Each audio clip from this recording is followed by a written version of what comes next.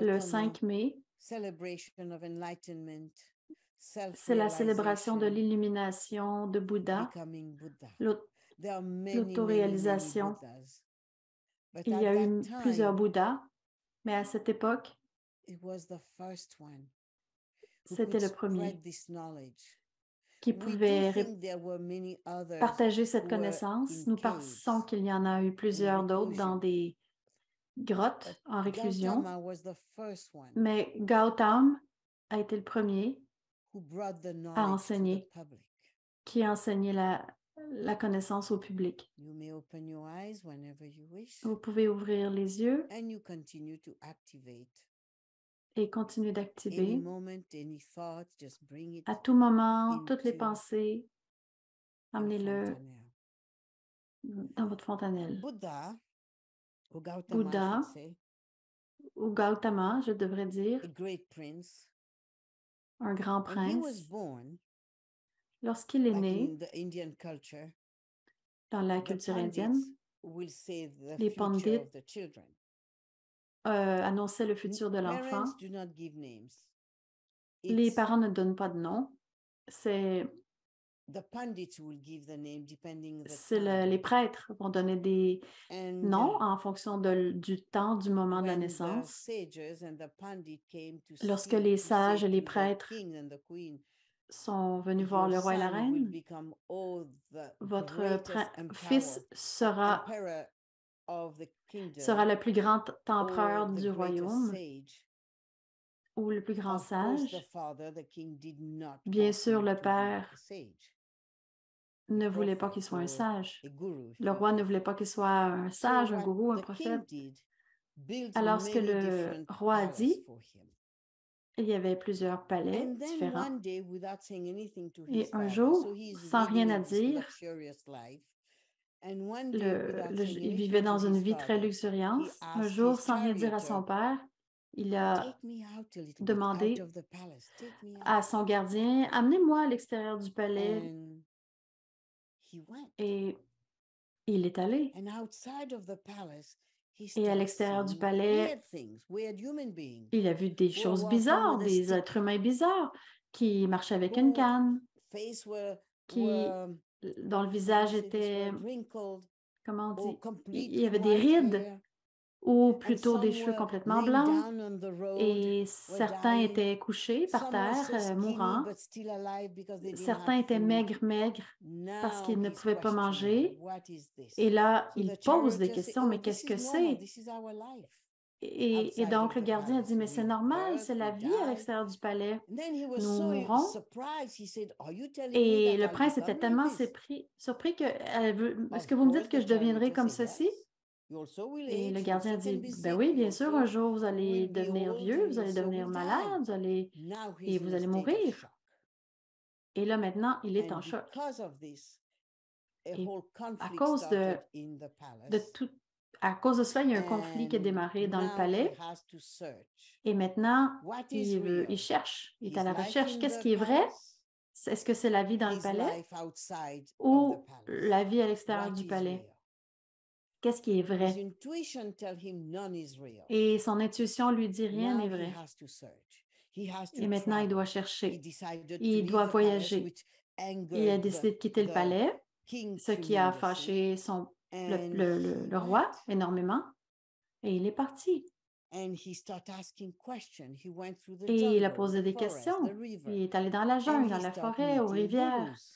Et il a commencé à rencontrer des gourous. Et il a commencé à avoir une expérience avec lui, une autre expérience avec un autre, et de plus en plus d'expériences. Et jamais satisfait parce que il n'était pas entré dans l'état. Mais les expériences, combien de fois vous ai-je dit, tous ces stages, tous ces ateliers, plutôt les méditations, Vous aurez de nombreuses expériences. Ne vous y accrochez à aucune parce qu'elles sont seulement des expériences. Continuez d'aller goûter à l'état. Même une seule minute d'un état de réalisation de soi que vous pouvez avoir. Vous pouvez l'avoir n'importe où, n'importe quel moment. C'est en vous, c'est dans votre akash, c'est dans votre conscience. Et ça vous amènera plus loin. Alors, maintenant, Gautama continue et commence à dire, il se demandait s'il devait manger. Parce que lorsque vous êtes vous savez, tous les sadhus que vous avez rencontrés à la Kumbh Mela, ils n'ont pas de maison. Ils vont d'ashram en ashram pour demander de la nourriture. Ils dorment ici, ils dorment là. C'est la vie d'un sadhu. Gautama est devenu un sadhu et il marchait beaucoup. Il n'y avait pas d'ashram, pas de gourou, pas de maison. Et il s'est assis près d'une rivière et une jeune femme l'a vu. Et il était très maigre. On pouvait voir ses os tant il était maigre. Et il a perdu connaissance. Et cette jeune fille l'a vu, elle vient, il lui a amené de la nourriture, il a mangé, il n'a pas de force. Mais à ce moment, chacun d'entre vous, je suppose, avait déjà jeûné. Plus vous jeûnez, plus le mental est clair. Plus vous jeûnez, tout devient plus léger, toutes les peurs remontent à la surface.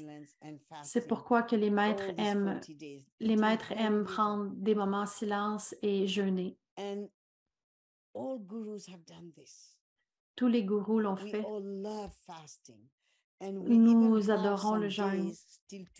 Et même il y a des jours jusqu'à aujourd'hui qui viennent des temps des Védas, des jours où nous mangeons seulement une nourriture spécifique. Et si vous êtes intéressé, nous allons vous le dire. Et ça s'appelle l'Ekadashi. Il y a différentes formes d'Ekadashi avec la lune, par exemple. Nous ne mangeons pas la même nourriture chaque jour. Dans ce Ekadashi particulier, il y a 2 jours où nous jeûnons. Parfois, nous allons manger qu'une seule pomme. Parfois, une patate. C'est tout. Alors, Gautama a perdu connaissance parce qu'il n'avait pas de nourriture dans son estomac.